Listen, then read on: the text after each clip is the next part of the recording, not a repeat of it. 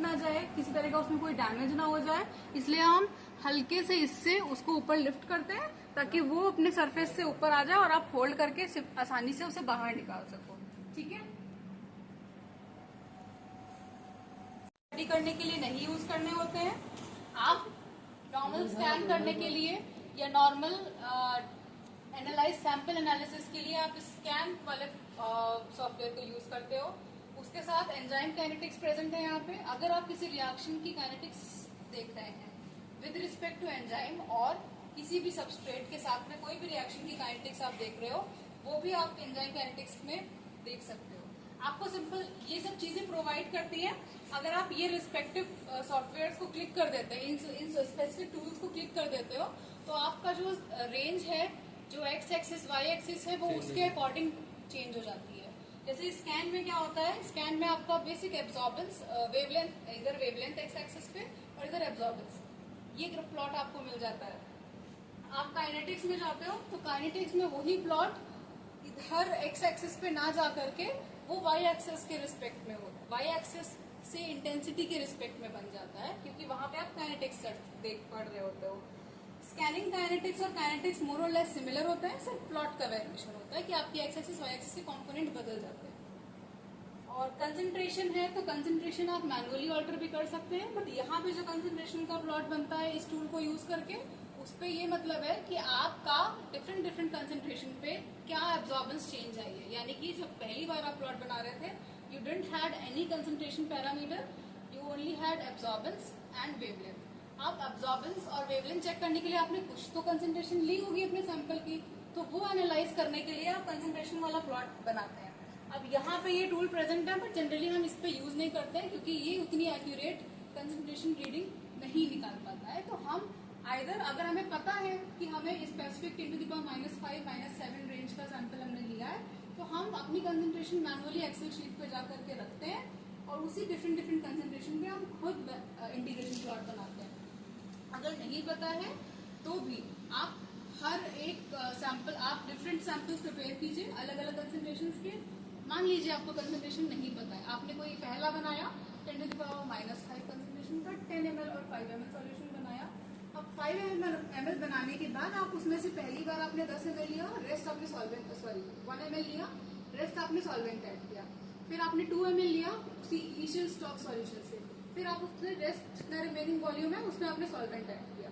फिर ऐसे ही करते करते आप एक सीरीज ऑफ कंसंट्रेशन बनाते चले गए, और उस सीरीज ऑफ कंसंट्रेशन बनाने के बाद आपको उन सीरीज का एग्जैक्ट कंसंट्रेशन नहीं पता है, तो आप कैलकुलेट करते हो कंसंट्रेशन प्लॉट से, जिसमें आप हर सैंपल की जो स्कैन आई है उनकी मैक्सिमा लेते हो और मैक्सिमा वर्सेस कंसंट्रेशन का प्लॉट बनाते हो। जहां पे आपके हाईएस्ट अब्जॉर्बेंस की, वेवलेंथ की कंसंट्रेशन की एडजेसेंट जो लाइन बन रही होती है, जैसे आपका ये एक्स एक्सिस है, ये वाई एक्सिस है, ये आपका कंसंट्रेशन है, ये आपका मैक्सिमा, वेवलेंथ की मैक्सिमा है अलग अलग सैंपल्स के, सैंपल 1, सैंपल 2, सैंपल 3 ऐसे आपने ले रखा है।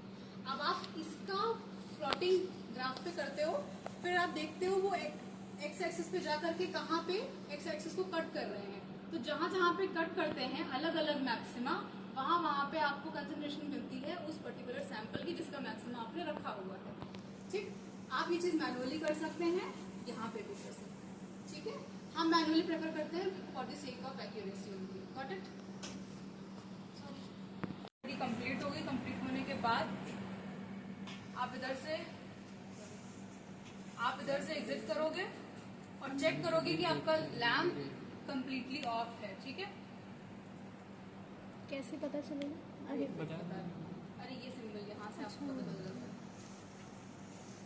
लैंप, कौन से लैंप की बात है? इसके अंदर जो यूवी रेस है। और अगर हमें करनी हो तो कैसे करेंगे? क्या ऑफ करनी होगा? एक सिंपल यहाँ से कमांड पे जाएंगे, लैंप ऑफ करेंगे, फिर उसके बाद एग्जिट करेंगे। ठीक है, समझ गए? लैंप ऑफ करने के लिए क्या करना है? कमांड पे जाकर लैंप ऑफ करनी है, और अभी ऑन है इसलिए ये आपको ग्रीन हो रखा है। बंद हो जैसे सॉफ्टवेयर ऑन करेंगे वैसे ही लैंप ऑन हो जाएगा। कौन सी है? कुछ देर बाद हो जाता है, 15 मिनट से 5 से 10 मिनट। हाँ, थोड़ी देर में हो जाता है। हमें एग्जिट करने से पहले लैंप ऑफ करना जरूरी है। हाँ, लैंप का यूज करो। लाइट लैम्प तो है, चलो कोई नहीं। आपका लाइट सोर्स क्या होता है यूवी में? लैंप ही होती है। लैंप से ही तो आप लाइट दे रहे हो सैंपल को।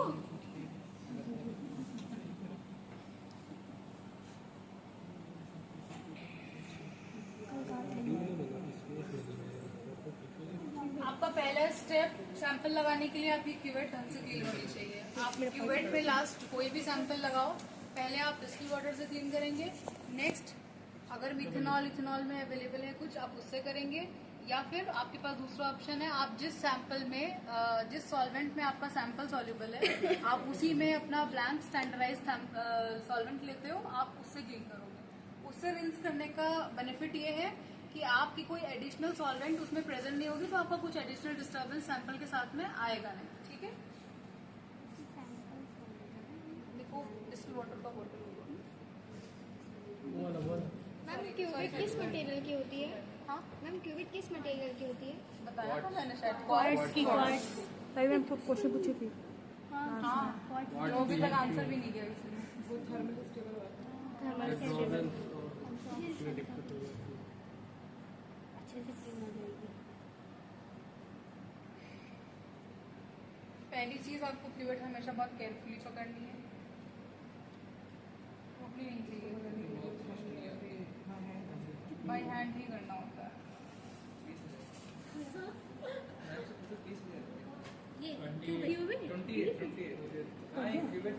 मैं थोड़ा साइड कर दूँ।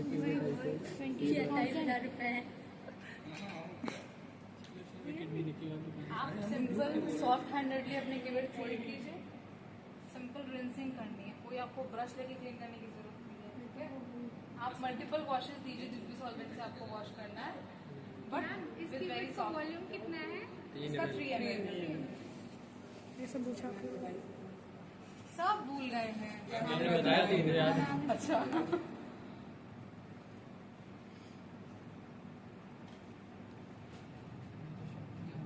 कभी भी आप सैंपल कर रहे हैं, अपने साथ में डिस्कार्ड करने के लिए कुछ ना कुछ कंटेनर हमेशा रखिए। बीकर हमेशा रखना चाहिए। यहाँ वहाँ डिकेंट नहीं करना है कुछ। इसलिए जुलाई में लोग को बीकर लेने के लिए बोला जाता है।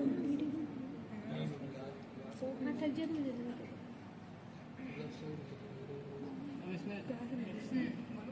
लेफ्ट साइड में दिख नहीं हाँ रही। रुको दिखा रही हूँ। पता है कि तुम्हें याद है, समझ गए आप। इसको क्या याद है? ये नहीं है। क्यूट दिख रही है नीचे तक सबको?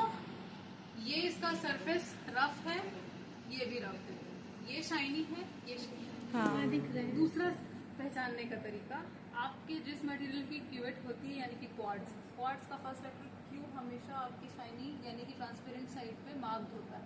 इस पे व्हाइट से लिखा हुआ है, किसी किसी क्यूवेट में ब्लैक से होता है, तो आपको साफ साफ दिखता है। आई डोंट नो सबको दिख रहा है, मैं दिखा देती हूँ। दिख रहा है क्यू? हाँ दिख रहा है वो। किसी भी सॉल्वेंट से पहली वॉशिंग देने के बाद आप इसको सिंपली संभाल करके किसी भी स्टेबल जगह पे पलट के रख सकते हो, ताकि उसका अंदर का excess droplets, water droplets, solvent droplets बाहर आ जाए। ठीक है, क्योंकि आप नॉर्मल ग्लास या किसी टिफिन की तरह ऐसे ऐसे नहीं कर सकते, रख नहीं सकते। ये वो 2 मिनट में रास्ते में चली जाएगी। दो ठीक है, तो 2 क्यूवेट क्यों होती है? रेफरेंस के मैंने बताया था ना। मैं भी बता रहा 2 जगह है तभी 2 होती। ग्रेट, आपको डिमॉन्स्ट्रेट करूंगी, इसीलिए मैं इथेनॉल या मिथेनॉल नहीं ले रही हूँ, मैं डायरेक्टली इसी सॉल्वेंट को लूंगी। एसीटोनाइट्राइट। जो भी सॉल्वेंट आप यूज करते हैं वो ऐसा ही सॉल्वेंट होना चाहिए जिसमें आपका sample maximum percentage of solubility achieve करके रखे। जब तक आपका वो मैक्सिमम लेवल ऑफ सॉल्युबिलिटी नहीं अटेन कर रहा है, तब तक आप उस सॉल्वेंट को नहीं यूज कर सकते, क्योंकि आपको ट्रांसपेरेंट सैंपल नहीं मिलेगा। ठीक है, तो ऐसे ही कुछ भी सॉल्वेंट नहीं उठाना है। ये बैठा कौन हुआ है? लोग पानी पी। वो सुबह से बीमार है। तुम नहीं दिख रही, वो दिख रही बीमार। तो बहुत सॉफ्ट हैंडेडली आप अपनी क्यूवेट क्लीन करेंगे। जब सुबह क्लास में पढ़ा रहे थे तो सॉल्वेंट वेस्टेज बचाने के लिए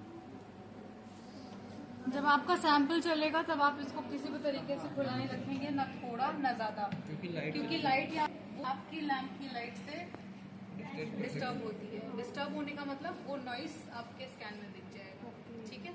इसलिए कभी भी आपका ये जो चैम्बर है ये कभी भी खुला नहीं रहेगा, ठीक। स्टार्ट के वक्त स्टॉप कर देना,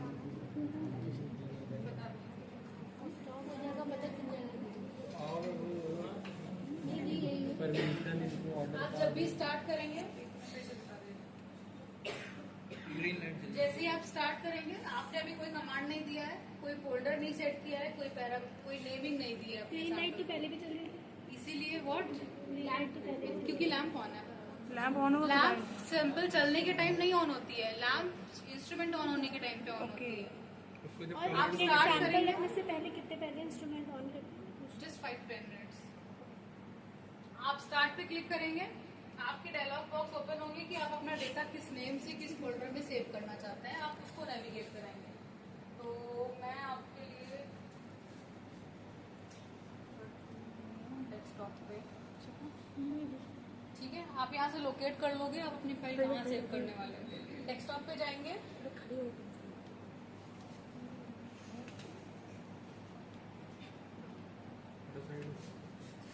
भी है।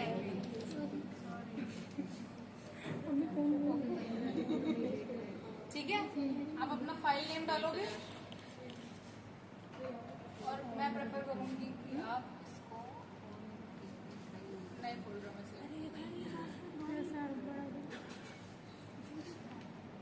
ठीक। What is date today? 3/10/25।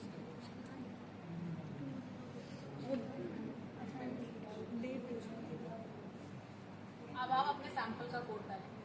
पहले आपने क्या किया, अपनी फाइल को नेम दिया, फाइल के अंदर पहले फोल्डर नेमिंग की, फोल्डर नेमिंग के बाद आपने फाइल नेमिंग की। फोल्डर हमने क्यों बनाया, क्योंकि आप कोई भी इंस्ट्रूमेंट यूज करने जा रहे हैं, अकेले आप नहीं यूज करते हैं, बहुत सारे लोग उसको यूज कर रहे होते हैं।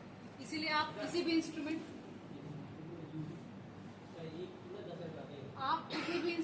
को यूज कर रहे हैं, आप लोग इधर आ जाइए देखने के लिए, मैं अपने बता रहा हूँ। आप लोग किसी भी इंस्ट्रूमेंट फोल्डर नेमिंग करेंगे कि आपका नाम है, आपका सैंपल कोड है, आपका कॉलेज का कोड है, what ever it is, depends on you. Sample code folder coding करने के बाद आप उसके अंदर किस डेट में कर रहे हो, किस सैंपल का कर रहे हो, अपने अकॉर्डिंग उसकी कोडिंग कर सकते हो। उसके बाद आप जब जो सैंपल रन कराने के लिए आपने लगाया हुआ है, आप उसकी सैंपलिंग करते हैं। तो हम यहाँ पे सबसे पहले हमने स्टैंडर्डाइजेशन के लिए सॉल्वेंट लिया है, reference and sample cuvette, both are having same solvents, which is I have used first nitride, ठीक है। तो मैं यहाँ पे ACN भी लिख सकती हूँ, मैं यहाँ पे ब्लैंक भी लिख सकती हूँ, ठीक।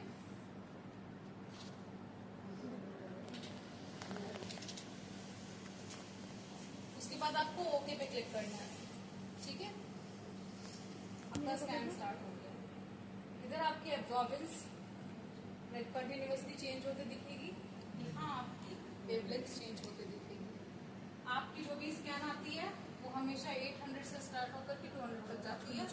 सिमिलर आपको यहाँ पे नजर आने वाला है।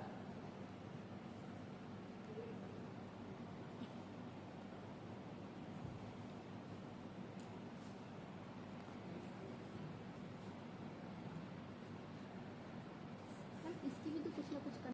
सॉल्वेंट है ना, प्योर सॉल्वेंट है और कुछ नहीं है। और सॉल्वेंट है सिर्फ, ब्लैंक में सिर्फ सॉल्वेंट लेता है।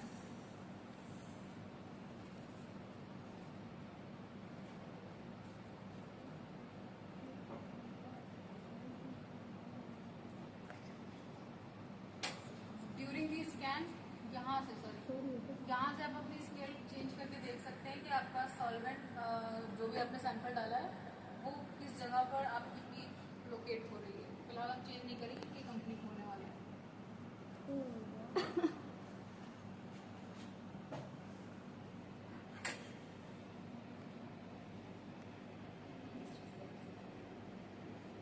कुछ भी चेंज होता है वेवलेंथ का तो उसमें से आ जाती है, यानी कि अगर राइज हो रहा है तो आती है, डाउन होने पे कभी नहीं, हल्का फुल्का राइज होगा तभी आएगी।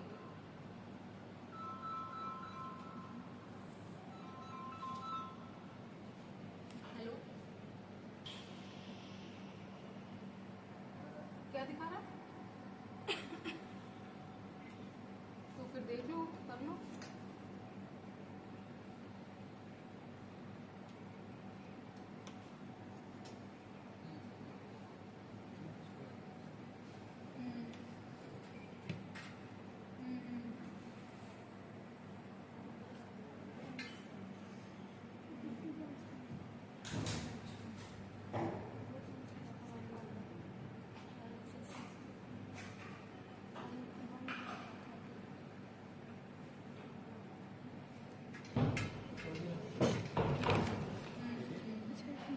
ब्लैंक है ना? हाँ ये ब्लैंक था दोनों। कुछ बोल नहीं रही थी। अभी आपने बीच में स्केल चेंज की थी क्या? नहीं,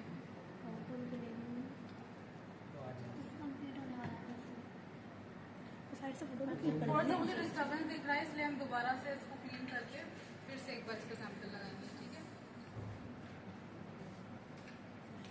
ब्लैंक बिल्कुल। मीनवाइल किसी को कोई डाउट?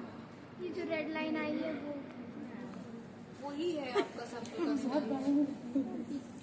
क्योंकि कोई इसमें सैंपल प्रेजेंट नहीं था, सिर्फ सॉल्वेंट था, इसलिए वो स्ट्रेट गया है, बट शायद कोई उसमें डिस्टर्बेंस हो गई है, चली गई है। अगर ब्लैंक लेंगे तो स्ट्रेट जाना हाँ, ब्लैंक आपकी स्ट्रेट लाइन 800 से जाते हुए 200 पे जाएगी और जीरो मतलब पे इसमें कोई प्योरिटी नहीं इस वजह से।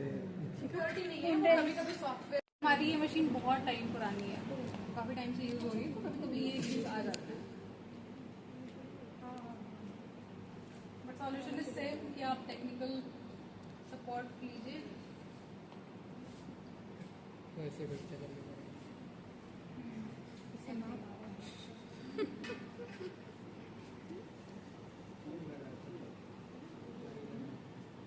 देखने नहीं है यहाँ ऐसी नहीं।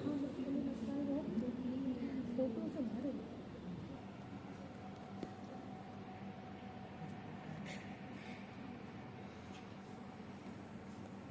इस तरीके सैंपल किधर दिख सकता है तो सैंपल स्टैंडर्ड रखते वक्त दोनों में सेम चीज होती है, तो मैटर नहीं करता आप पीछे क्या रख रहे हो और क्या रख रहे हो, क्योंकि दोनों जगह एक ही चीज आप रख रहे हो। अगर अलग अलग रखे हो तब सैंपल वाला साइड आपका फ्रंट वाला है, रेफरेंस का साइड बैक साइड वाला है। ड्यूरिंग द स्कैन आप यहाँ से थोड़ा सा स्केल पे चेंज कर सकते हैं in case if you want.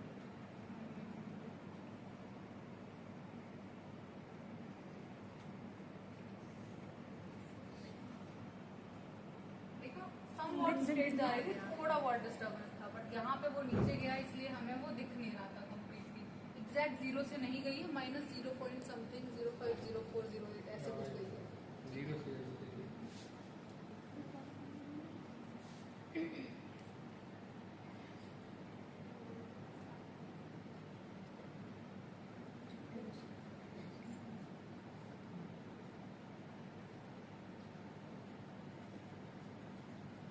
Observe करो और क्या चीज पूछ सकते हो।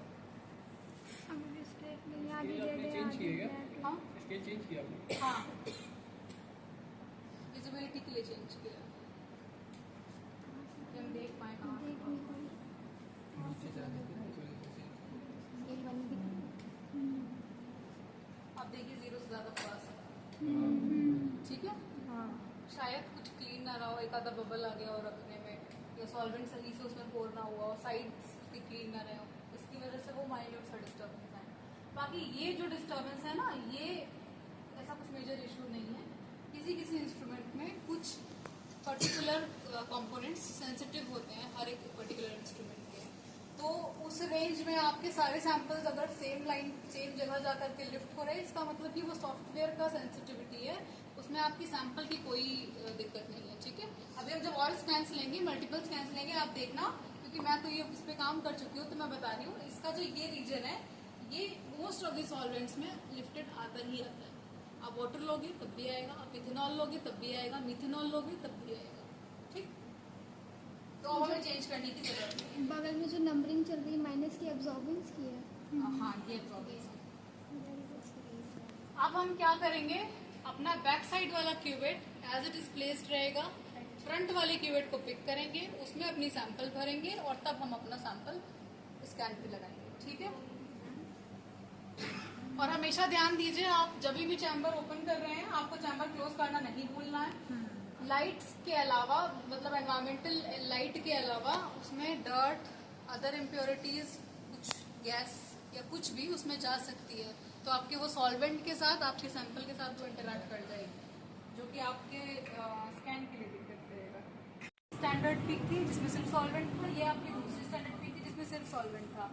वो भी यहाँ से आकर के, अब ये मैं कह रही थी कि ये सिस्टम का सेंसिटिव पॉइंट है जहाँ पे हमेशा कोई भी सॉल्वेंट हम डालते हैं, कोई भी सैंपल डालते हैं, वो हल्का सा लिफ्ट होता है, वो इस सिस्टम के अंदर इनबिल्ट है, वो उसमें वो चेंज वो आपको दिखेगा ही दिखेगा, वो कोई एरर नहीं है, वो कोई सैंपल का आपका इम्प्योरिटी नहीं है, तो आप उसको कंसिडर नहीं करोगे।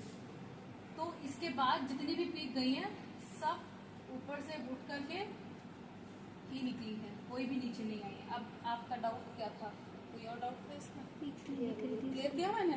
हम एक बार मैक्सिमम मिनिमम कहाँ से एडजस्ट करते हैं? चौथे वाले। कोड नंबर का आइकन है जिसपे स्केल बनी हुई है, इसमें कलर क्यों बार बार पिक चेंज हो जा रही है? एक ही कलर से ताकि आप देख सको कि हर कौन सा पिक पिक अलग आया है। है। अच्छा, नहीं मतलब कोई यूवी लाइट के इसके अंदर जो नहीं है नहीं कि- नहीं नहीं हाँ, नहीं कि कलर उसका चेंज हो रहा है नहीं नहीं, उसकी वजह से नहीं है। सिस्टम के अंदर ऑलरेडी 7 to 12 कलर्स का एक प्रोटोकॉल होता है, वो रेपिटेशन पे हमेशा सेट रहता है। आपके जब वो कलर सेट खत्म होते हैं फिर से वो सेट रिपीट होते हैं, वो एक फिक्स सेट ऑफ कलर्स हैं सिस्टम के अंदर, होते ही होते हैं। पहली पीक अब कभी भी दूसरी पीक से सेम कलर की नहीं होती है, ताकि आप अपनी आंखों से देख सको विजिबली कि आपका कलर डिफरेंस आपको शो कराए कि वो पहली पीक थी, ये दूसरी पीक थी। अदरवाइज आप आइडेंटिफाई कैसे करोगे, क्योंकि एक बार स्कैन कंप्लीट होता है तो स्कैन कंप्लीट होने के बाद वो अपना कोई स्पेसिफिक कलर रिटेन करता है, और वो कलर आपका यूवी लाइट के अकॉर्डिंग नहीं होता, सैंपल के मेटल प्रेजेंस के अकॉर्डिंग नहीं होता है, वो सिंपल आपकी डायरेक्टरी कह लो या एक स्टॉक ऑफ कलर्स कह लो, जैसे कि आपके पेंट में वर्ल्ड में होते हैं वैसे ही है, और कुछ नहीं है। मैम जैसे सैंपल वही है लेकिन हम कंसंट्रेशन उसके चेंज कर रहे हैं, तो एक भी देख रहे हैं ऊपर आ रही है, एक नीचे आ रहा है, ऐसे एक में कंसंट्रेशन ज्यादा था, एक में कम है। क्या था एक में? कंसंट्रेशन जब ज्यादा होता है तो पीक उतना ही ऊपर भागती है, जितना कम होता है उतना पीक नीचे आती है। बताती हूँ कैसे। जब सॉल्वेंट डाला उसके बाद आप बढ़ा रहे हो ना सैंपल, तो बढ़ाने के बाद वो इंक्रीजिंग ऑर्डर में ऊपर जानी चाहिए।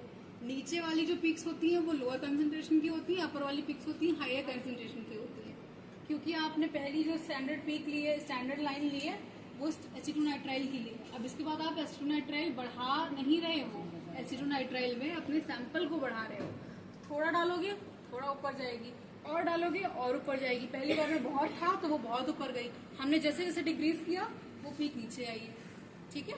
तो इसके रेफरेंस में इसीलिए तो इसको रेफरेंस बोलते हैं, क्योंकि हम जो चेंजेस कर रहे हैं इसी में कर रहे हैं। एसीएन में अपना सैंपल कभी ज्यादा डाल रहे हैं कभी कम डाल रहे हैं। अब ये आप जब अपनी स्टडी करते हैं तो वो उस पर डिपेंड करता है आप क्या उस पर आइडेंटिफाई करना चाह रहे हैं। मैंने बताया आप काइनेटिक्स चेक करते हैं, आप बाइंडिंग चेक करते हैं, सर ने भी उस दिन बताया था बाइंडिंग सीरम के साथ, किसी एंजाइम के साथ या फिर किसी रिएक्टेंट के साथ, receptors type of receptors and किसी रिएक्टेंट के रिस्पेक्ट में भी आप बाइंडिंग इंटरैक्शन चेक करते हो, वो भी यूवी से चेक करते हो, ठीक। आप टाइम डिपेंडेंट रिएक्शन को एनालाइज करते हैं, वो भी यूवी की हेल्प से करते हैं, at 0 minute, at 10 minute, at 20 minute, at 30 minute, like this, ठीक। और इसके अलावा हम फार्मा की तरफ जाएं, हम ड्रग रिलीज चेक करते हैं, किसी भी मटेरियल किसी भी ड्रग का बॉडी में रिलीज कितने % में हो रहा है, कितने टाइम में हो रहा है, उसको एनालाइज करने के लिए भी हम यूवी स्पेक्ट्रोस्कोपी यूज करते हैं। ये कैसे मैम पता चलेगा कि कैसे? बेसिक तो तुम्हें फार्मा वाले बता सकते हैं, बट मैं इन जनरल बता दे रही हूँ। ड्रग रिलीज चेक करने के लिए आप अपने ड्रग को किसी भी ह्यूमन बायोमेमिक मेम्ब्रेन में रिलीज कराते हो, 0 मिनट कंप्लीट होने पे उसमें से सैंपल लेते हो, अलग रखते हो, फिर उसको चलने देते हो। ऐसे ही टाइम डिफरेंट टाइम इंटरवल में आप सैंपल्स एक्सट्रैक्ट आउट करते हैं। वो सैंपल में कुछ एडिशन नहीं करते। सैंपल का मतलब आपने कोई ए मटेरियल किसी मेम्ब्रेन पे रिलीज करने के लिए छोड़ दिया, अब वो उसमें धीरे धीरे मेम्ब्रेन में डिफ्यूज हो रहा है, जल्दी से डिफ्यूज हो रहा है, ये चीज आप विद टाइम यूवी के हेल्प से डिटेक्ट करते हो।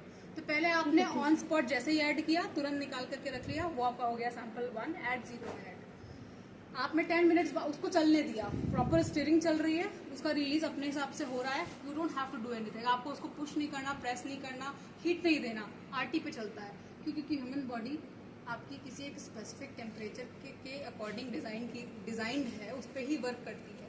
तो आपका 10 मिनट्स कंप्लीट हुआ, 20 कंप्लीट हुआ, अब आप जैसी स्टडी कर रहे हो वो उस पर डिपेंड करता है। ऐसे ही डिफरेंट टाइम इंटरवल पे आप सैंपल्स वहाँ से लेते हैं, उसको यहाँ पे लाके देखते हैं, फिर उसके बाद जो मैंने स्टार्टिंग में कंसंट्रेशन वाला प्लॉट बताया था उस ट्राई करते हो कि आपका रिलीज 0 मिनट में आपकी ड्रग उस मेम्ब्रेन में कितनी छूटी, कितनी डिफ्यूज हुई, और आफ्टर 1 आवर, आफ्टर 2 आवर और 2 डेज आपकी रिलीज कितनी हुई। ये स्टडी टाइम टेकिंग होती है, एक आधे घंटे से लेकर के 2 दिन तक चलने वाली भी स्टडीज की गई हैं इन फार्मा। ओके, ठीक है। तो और इसके अलावा मतलब चूल्हे के अंदर एग्जिस्टेंट डालना, मेटल कौन सा प्रेजेंट है आप ये अपने यूवी से आइडेंटिफाई कर सकते हैं, ठीक है।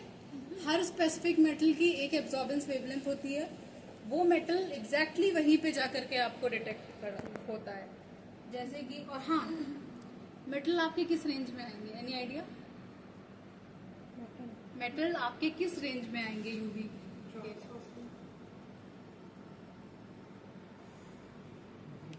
बताओ बताओ, 400 से कब कितने तक?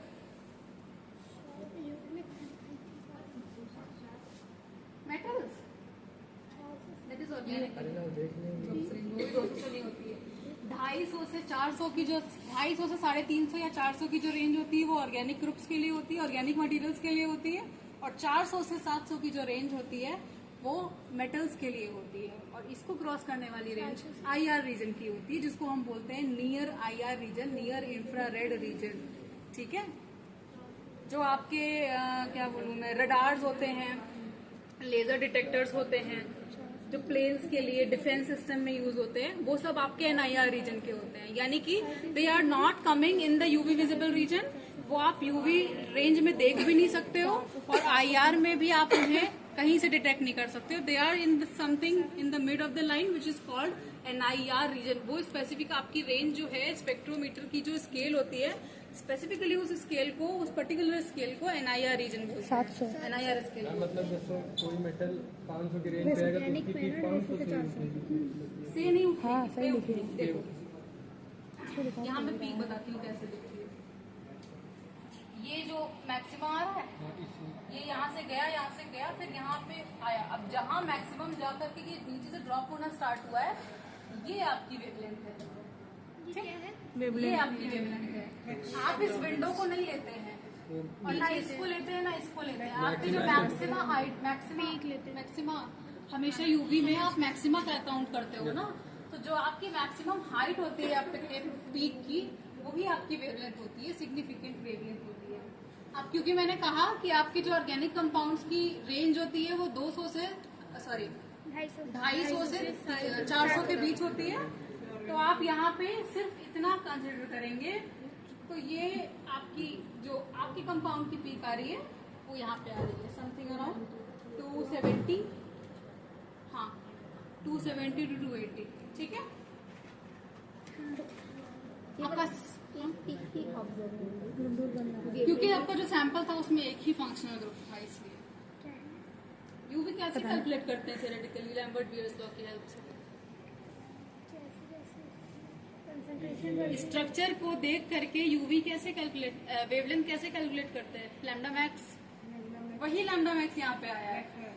जो लैम्डा मैक्स आप कॉपी पेन पे कैलकुलेट करते हो ना, वही लैम्डा मैक्स यहाँ पे आपको मिला है।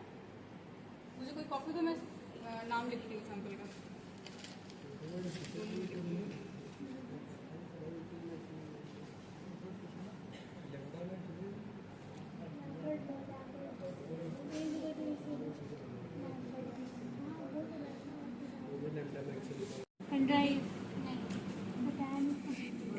मैं प्लॉट करके इसका आपको ग्राफ दे दूंगी और ये शीट भी दे दूंगी, ग्रुप पे शेयर कर दूंगी, ठीक है। तो आप सेव करने के बाद चेक करेंगे आपकी फाइल कहाँ सेव हुई है, जिस नाम से सेव की थी उसी नाम से सेव हुई, ताकि आप इस पर से अपना डेटा एक्सट्रैक्ट कर सकें। ओके, बात समझ में आ गई? हार्ड डिस्क के पास हार्ड डिस्क है। अब इसी को कहते हैं एक्यूरेसी। यही हमने मल्टीपल स्कैन्स लेंगे, हम मल्टीपल स्कैन्स लेंगे तो हमारा लैम्डा मैक्स स्ट्रेट लाइन से फिक्स हो जाएगा कि एग्जैक्ट वैल्यू क्या आ रही है। टाइट्रेशन आप करते हैं, ये पीछे कौन सी पंचायत चल रही है? समझ रहे हैं। जितने लोग पीछे नजर आए तो मुझसे डाउट मत पूछना। तो जब हम टाइट्रेशन करते हैं तो हम 2 से ज़्यादा हमेशा इसीलिए टाइट्रेंट मतलब ऑब्जर्वेशन टेबल में अपनी रीडिंग्स इसलिए ज़्यादा लेते हैं ताकि हम उनका मीन, एवरेज या फिर एग्जैक्ट एक्यूरेट निकालने के लिए, प्रिसीजन के लिए हम मल्टीपल वैल्यूज़ को जो जैसे कि सर बता रहे थे, हमारा स्टैटिस्टिकल डेटा इसीलिए, स्टैटिस्टिकल एनालिसिस इसीलिए इम्पॉर्टेंट होती है क्योंकि 1 या 2 ऑब्जर्वेशन हमें कहीं से ये प्रूव नहीं करती हैं कि हमारी यही वाली ऑब्जर्वेशन जो आई है ये एकदम सही है। अब देखिए 2 आई, 280 क्रॉस कर रहा है, नो डाउट। जब आप इसको स्केल पे ड्रॉ करेंगे एक्सेल शीट पे तब ये कहीं ना कहीं 285 290 के बीच आएगा भी। और क्योंकि ऑर्गेनिक कंपाउंड हैं, सॉल्वेंट हमने डाला है, थोड़ा बहुत यहाँ वहाँ डिग्रेडेशन हुआ होगा, बट आपकी रेंज फिक्स होनी चाहिए। हमेशा आपकी एक्सपेरिमेंटल वैल्यू थ्योरेटिकल वैल्यू से वेरी करती है, सेम चीज़ यहाँ पे हो रही है। बट अगर ये 280 300 छोड़ के 500 200 190 या 700 आ रहा होता तब ये बिल्कुल गलत होता है। इसका मतलब कि आपका जो कंपाउंड है वो उसने अपनी एग्जैक्ट फंक्शनल ग्रुप को कहीं से ब्रेक कर दिया है, वो सॉल्वेंट के साथ में मिक्सेबल होने के बाद अपनी केमिकल प्रॉपर्टी चेंज कर चुका है, जिसकी वजह से आपकी 280 300 के बीच सॉफ्टवेयर ओपन हो जाएगा। आपने स्कैनिंग पे लगाया है तो ये नॉर्मल स्कैनिंग करेगा, इसमें जब आवाज़ आती है तो सॉफ्टवेयर डायरेक्टली कनेक्ट हो चुका है, इसलिए वो जस्ट एक सिंबल है कि हाँ कनेक्शन हो चुकी है। अब इस विंडो में आपको क्या क्या चीजें दिख रही है मैं वो बता देती हूँ। ये सेटअप है, ये 0 है, 0 अगर आप 0 सेटअप का डायलॉग बॉक्स है, इसको आप क्लिक करते हो तो आपके पास वेरियस पैरामीटर्स ओपन होके आते हैं। जो पैरामीटर आपकी through out the study, through out the scan आप चेंज नहीं कर सकते हो, इनिशियली आप चेंज करते हो सिर्फ। अब इसमें स्टार्ट और स्टॉप का मतलब है आपने जो स्केल सेट करी है, यूवी स्कैन जो आएगी उसकी स्केल कितनी है। इस इंस्ट्रूमेंट की रेंज 200 से 800 नैनोमीटर है सर, तो आप उससे 800 से ऊपर और 200 से नीचे एक भी स्पेक्ट्रा आप देख ही नहीं पाओगे, ठीक है। देखिए यूनिट प्रेजेंट है, ठीक है। वाई एक्सिस पे आपका मोड क्या है, एबीएस यानी कि एब्जॉर्बेंस। ये आपकी रेंज है -0.05 to 1। इसको आप मीन टाइम में एडजस्ट कर सकते हैं। कुछ सैंपल्स ऐसे होते हैं कि कंसंट्रेशन बहुत हाई होता है या इम्प्योरिटीज कुछ ज्यादा ही डिस्टर्बेंस क्रिएट करती है तो वो 4 तक चले जाते हैं, एब्जॉर्बेंस उनका 4 चला जाता है। उस केस में आप यहाँ से बढ़ा के देख सकते हो कि कहाँ तक आपका गया है। ये अपने आप ही सेट करना पड़ेगा हाँ, वो आपके सैंपल पे डिपेंड करता है। जनरली जो हमारी यूवी प्लॉट की रेंज होती है वो 1 तक होती है। हमारा एक अच्छा यूवी स्कैन तभी माना जाता है जब वो 1 के अंदर हम कंसंट्रेशन फिट कर ले जाएं। बट अगर 1 को क्रॉस कर रहा है इसका मतलब कि आपके सैंपल की कंसंट्रेशन सॉल्वेंट में ज्यादा हो गई है। आप उसको ऑल्टर करिए, चेंज कीजिए, और इस चेंज और ऑल्टरेशन को हम बोलते हैं ऑप्टिमाइजेशन ऑफ द सैंपल, और you can say optimisation of concentration of the sample.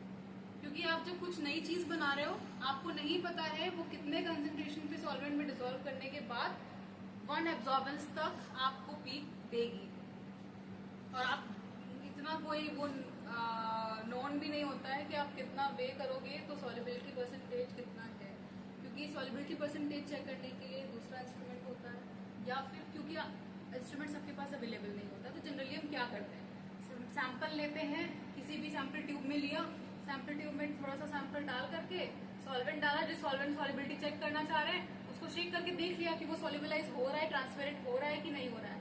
But still आप माइक्रो लेवल पे नहीं देख पाते हो कि वो 100% किसी भी सॉल्वेंट पे सॉल्युबल है या नहीं है। और ये 1000% श्योर है, कोई भी नई चीज आप बना रहे हैं वो किसी एक सॉल्वेंट में, किसी एक कॉमन सॉल्वेंट में कभी भी 100% सॉल्युबल नहीं होती है, क्योंकि आप उसको बनाने के बाद उस वक्त तक प्योरीफाई नहीं कर पाए होते हो। कोई ना कोई इम्प्योरिटी डेफिनेटली रह जाती है, इसीलिए उसकी सॉल्युबिलिटी वेरी करती है, और सॉल्युबिलिटी वेरिएशन की वजह से जब यहाँ आप यूवी करने के लिए आते हैं तो वो कंसंट्रेशन तब भी आपकी अननोन ही रह जाती है। और और सॉल्युबिलिटी इश्यूज हैं, आपने बहुत लोग अगर पैरामीटर्स फॉलो कर रहे हैं देन वेल एंड गुड, नहीं कर रहे हैं तो उनकी पीक्स एक से बाहर चली जाए। ठीक है, तो ये बेसिक चीजें हैं जो इसमें हम आपको दिखा रहे हैं। तो मतलब इसकी वैल्यू -0.05 से कम नहीं कर सकता। नहीं नहीं, आप स्केल चेंज कर सकते हो देखने के लिए। अगर माइनस, पहली बात तो नेगेटिव में यूवी का प्लॉट जाता नहीं है, जा रहा है इसका मतलब कि आपके सैंपल में गड़बड़ी है या सॉफ्टवेयर में गड़बड़ी है। ठीक है, ठीक ठीक। और कोई डाउट? इस विंडो में कोई दिक्कत नहीं?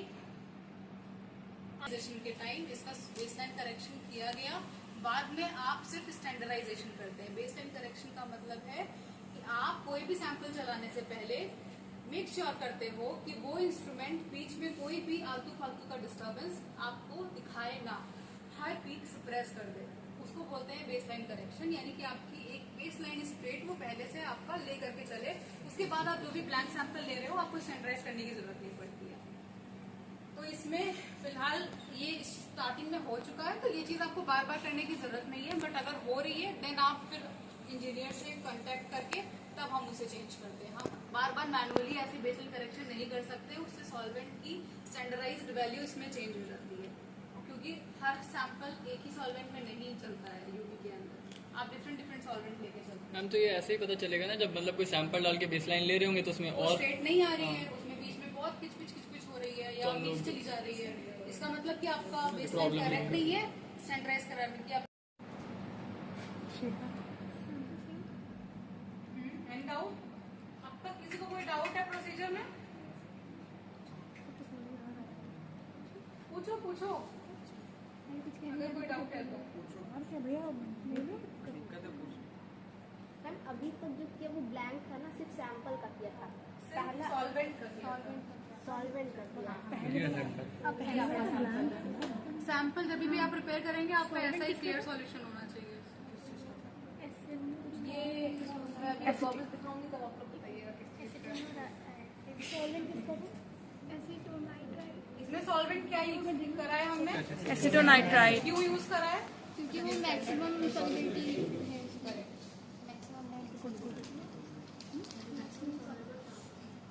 Currently I'm not having my micro bucket, तो ये ज़्यादा कम हो रहा है, बट आप जब भी यूज करिएगा अगर पॉसिबल है माइक्रो बुकेट के साथ यूज कीजिए। पानी खाया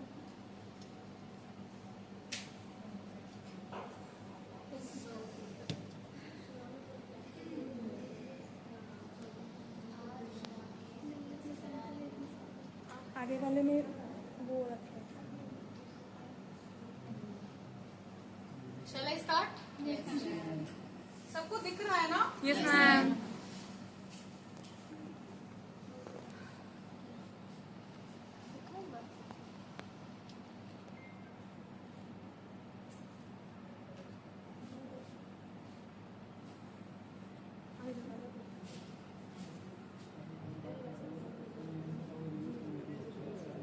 हिलना नहीं।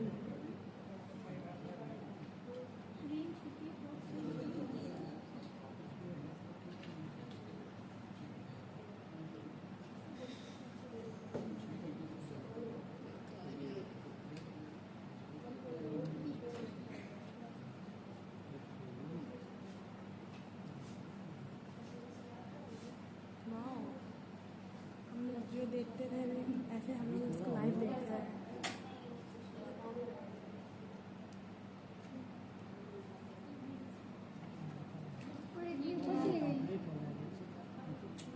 ऊपर चले गई, अभी नीचे आ रहे हैं।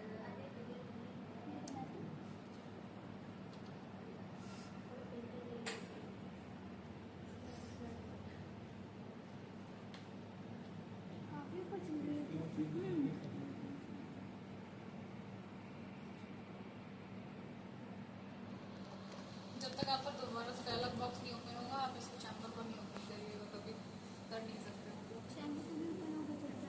हाँ, यानी कि उसने स्कैन कंप्लीट कर लिया, रन कंप्लीट हो गया तभी आप डायलॉग बॉक्स। अब ज़्यादा डिस्टर्बेंस आया है इसलिए हम सैंपल का थोड़ा सा अमाउंट कम करके हम सैंपल में सॉल्वेंट ऐड करेंगे ताकि उसका कंसंट्रेशन हम सेट कर सकें, जो कि मैं आपको स्टार्टिंग में बता रही हूँ। 1 से ऊपर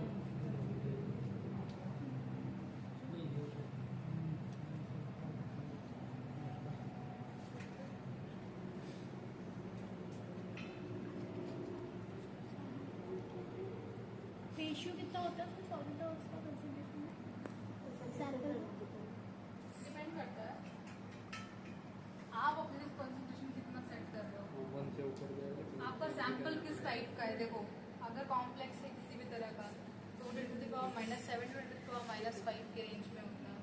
अगर कोई ऑर्गेनिक कंपाउंड है तो वो माइनस में जाने की मतलब बहुत ज़्यादा माइनस में जाने की जरूरत नहीं, -5 -4 के आसपास भी आ जाता है उसका, मतलब -7 -8 तक जाने की नीड नहीं होती है। आप ये बताइए मैंने इसमें ऐड किया तो इसको मिक्स भी करना पड़ेगा। रघुवेंद्र टिप बॉक्स रखा है, नीचे ले आओ टिप बॉक्स। अच्छा वो रेंज जो हम लोग चेंज करेंगे वो कितने मतलब -5 कौन सी रेंज? स्केल चेंज खोलो से सामने खोलो। स्कैन जैसे जैसे आ रही है आपको उतनी ही विंडो पे दिख रहा है। अगर दिख रहा है तो आपको चेंज करने की जरूरत नहीं है।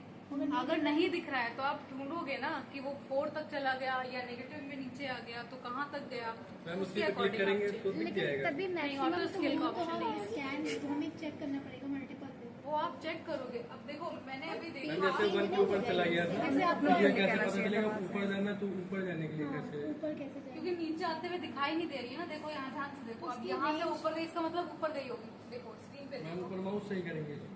नहीं माउस से नहीं करते हैं, मैंने बताया तुम लोग ध्यान नहीं देते। चलो मैं फिर से बता रही हूँ। अरे 1 2 3 4 ये जो 4th आइकन है फिलहाल ये होगा नहीं। ये जो 4th आइकन है इस पे क्लिक करोगे तो एक्स एक्सेस और वाई एक्सेस दोनों का मिनिमम मैक्सिमम ओपन होकर के आएगा।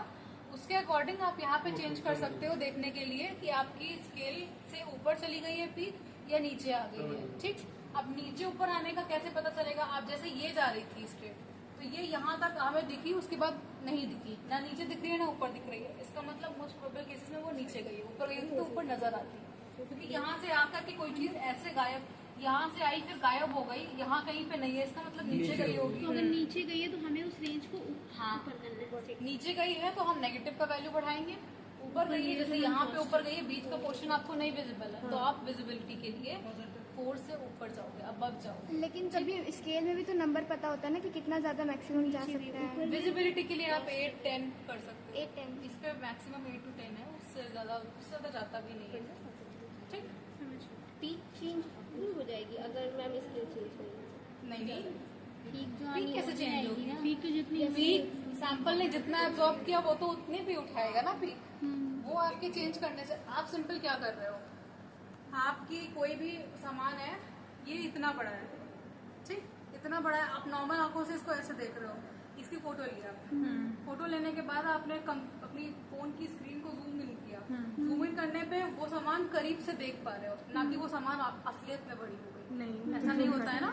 सेम चीज यहाँ पे आप सिर्फ उसका area zoom in zoom out करते हैं ताकि आप उसको ढंग से देख सके या उसका ब्रॉडर एरिया कवर कर सके, ना कि आप सामान या उस स्कैन का साइज चेंज कर दो। ऐसा कभी नहीं होता है।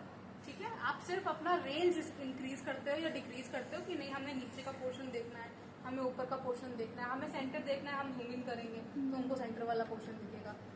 वो इस चीज के बिल्कुल इरिस्पेक्टिव होता है कि हमारी नहीं चेंज होती है।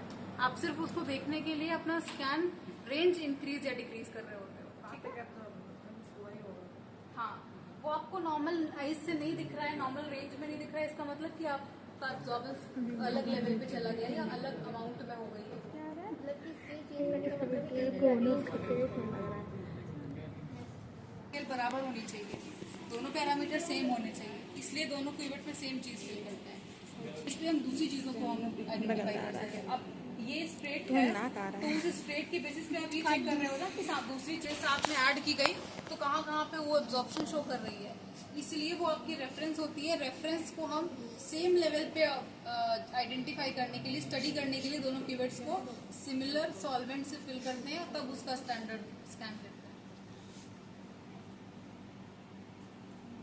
जैसे हम लोग आरबी का करते थे ना, आरबी का जब ब्लैंक लेते थे फिर उसके बाद वैसे ही ना समस्या नहीं ऑर्गेनिक में। नहीं नहीं उसमें ही तो हम लोग नहीं है। हाँ लेकिन उसका नहीं पता समस्या में मैं नहीं थी। तुम थे कहाँ शिफ्ट कर रही थी? वही करो बस। मैम अगर इसको जैसे 2 ml फिल करना है तो इनकेस अगर 2 ml से ज़्यादा हो जाए तो उससे भी कुछ होता है चेंजेस? नहीं, उससे तब चेंज आएगा जब आपका कंसंट्रेशन मैं बताएगी बेसिस पे आ जाएगा। अभी बताएगी भैया, मैं परेशान। अरे बताएगी मैम अभी। मिक्स उसको देखो कि इसमें मिक्स जैसे ड्रॉपर होता है, ड्रॉपर में मेजरमेंट होती है 1 ml 2 ml, तो जब वही चीज आप ml की जगह माइक्रो में चले जाते हैं तब आप क्यूवेट यूज करते हैं और एक्यूरेसी के लिए यूज करते हैं। इसका 100 माइक्रोलीटर यानी कि 100 माइक्रोलीटर ही उठेगा, उससे ऊपर नीचे नहीं उठेगा। ठीक है, इसको कभी भी ऐसे ऐसे अपवर्ड अगेंस्ट, आप लोग इधर सुन रहे हैं? इसको कभी भी अगेंस्ट द ग्रेविटी नहीं यूज करते हैं, हमेशा टुवर्ड्स द ग्रेविटी प्लेस करते हैं।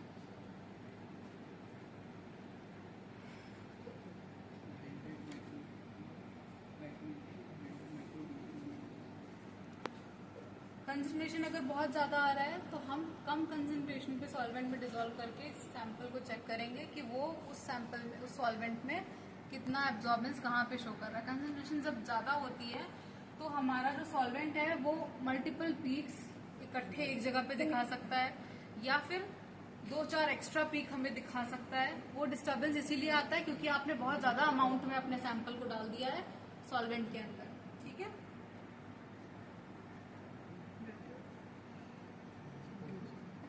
सॉल्वेंट जो यूज किया उसकी लाइन मैंने देखा स्ट्रेट जा रही थी, तो क्या हर सॉल्वेंट की लाइन स्ट्रेट ही जाएगी? हाँ।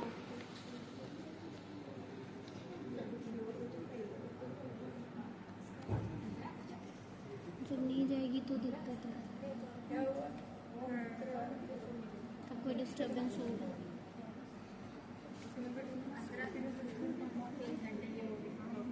भैया ग्रुप पे सब भेज देंगे। क्या है, हमको नहीं भेजेंगे बस, परेशान ना हो। ग्रुप पे नहीं रघुवेंद्र डोर बंद कर दो,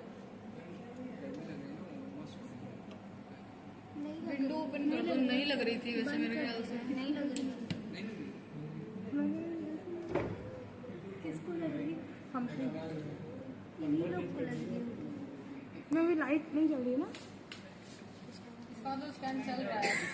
उस स्टार्ट, जब वो स्टार्ट हो जाता है, स्टार्ट होने के बाद रन चलते वक्त वहाँ लाइट नहीं जलती है क्योंकि उस टाइम प्रोग्राम चल रही है, कमांड आप दे चुके हैं, इसलिए नहीं जलती है वहाँ पे लाइट।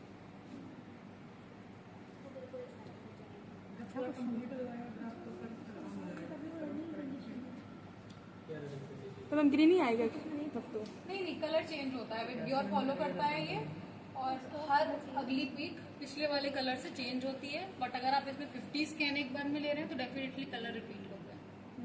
ठीक है, हाँ 50 का 10 मिनट तो अभी पिक दिखा रहा है। इसका क्या मतलब है? Any idea? ये जो लाइट जा रही है इसका क्या मतलब? Now you got your samples. अब सॉरी ठीक है, कंसंट्रेशन इतना ज्यादा था। दिखा। अच्छा, जो इससे पहले पिक्स नहीं दिख रहे तो वो पिक नीचे ही आई है या फिर आई नहीं है? नीचे आई मतलब? अभी आपने कहा था ना कि इससे पहले अगर ये ब्लैंक दिख रहा है, इतना नहीं दिख रहा है ना वहाँ पे पिक, तो वो पिक नीचे आई है। कोई पीक नीचे नहीं गई है, वो ऊपर गई है। ऊपर गई है। ऊपर गई है, नीचे नहीं गई थी। वो स्लाइड 10 से थोड़ा सा नीचे था, इसलिए वो दिख नहीं रहा था। उनको मैं अभी दिखाती हूँ, नेक्स्ट स्कैन में फिर से लगाती हूँ। वेट, रुक जाओ। हम रिएक्टेंट और प्रोडक्ट का फॉर्मूले की हेल्प से देख सकते हैं। उसमें भी सेम प्रोसीजर फॉलो होता है। आप जो भी रिएक्टेंट ले रहे हो उस रिएक्टेंट का सिंपल स्कैन यानी कि फ्री स्टेट में स्कैन लगाते हो। उस सॉल्वेंट में, जिस सॉल्वेंट में आपकी रिएक्शन जाने वाली है, उसके बाद आपका जो रिएक्शन कंडीशन है, मैं फॉर एग्जांपल बता रही हूँ कि आपका सिंपल कोई आपने कार्बोक्सिलिक ग्रुप लिया है, उसमें आप बेस ऐड कर रहे हैं। ऐड करने के बाद डीप्रोटोनेशन हो रहा है, आपके COH ग्रुप का डीप्रोटोनेशन होकर के OH माइनस बन रहा है। ठीक, O माइनस बन रहा है। ठीक, CONO-। आप उसको चेक करने के लिए आपका फ्री सैंपल का आप स्कैन लेंगे। लेने के बाद आप उसे बाहर निकालेंगे, स्कैन आपने ले लिया, अब आप उसमें बेस ऐड करेंगे। यहाँ मैं सॉल्वेंट एडिशन कर रही हूँ क्योंकि यहाँ कंसंट्रेशन का वेरिएशन आ रहा था। जब आप काइनेटिक स्टडी करते हैं तो आप थोड़े थोड़े अमाउंट में बेस ऐड करेंगे, विद टाइम चेक करेंगे कि आपका जो रिएक्टेंट का स्पीक है वो कैसे डिमिनिश हो रहा है या कैसे उसमें चेंज आ रहा है। और जब एट द एंड वो जा करके एकदम डिमिनिश होकर के कोई नई पीक शो करेगा, दैट मीन्स कि आपका नया प्रोडक्ट फॉर्मेशन हो गया है। यानी कि आपकी COOH की पीक हट करके और COH बढ़ के आना कि COOH और O माइनस की जब UV आप चेक करेंगे तो उसमें चेंज क्या आएगा, क्योंकि फंक्शनल ग्रुप नहीं चेंज हो रहा है, सिर्फ डीप्रोटोनेशन हो रहा है, एक हाइड्रोजन हट रहा है, तो बहुत ज्यादा मेजर चेंज हो रहा है।